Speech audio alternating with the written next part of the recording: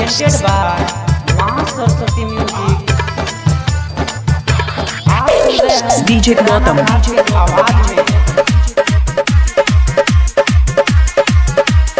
बांगा बाजार मां का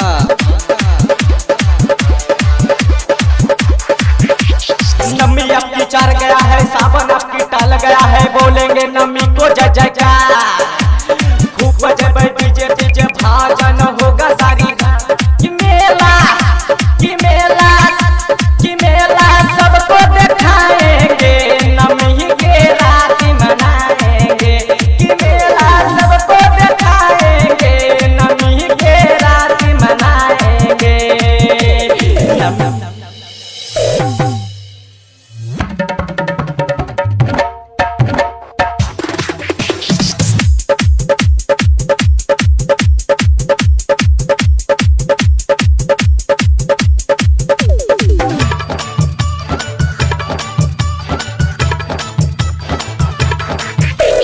DJ गौतम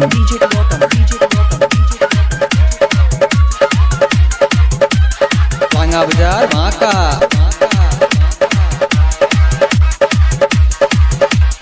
नमी के ये स्टाइल में मेला हम जाएंगे, दुर्गा माई को बसाता चढ़ाएंगे। नमी के ये स्टाइल में मेला हम जाएंगे, दुर्गा माई को बसाता चढ़ाएंगे कि मेला कि मेला कि मेला सबको दिखाएंगे, नमी के रात मनाएंगे कि मेला सबको दिखाएंगे, नमी को रात मनाएंगे। DJ गौतम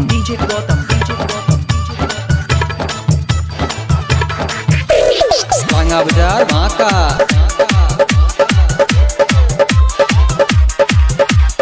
राना ई राज्य के गाना बजाएंगे, सेठू ई भाई के घूमे नचाएंगे।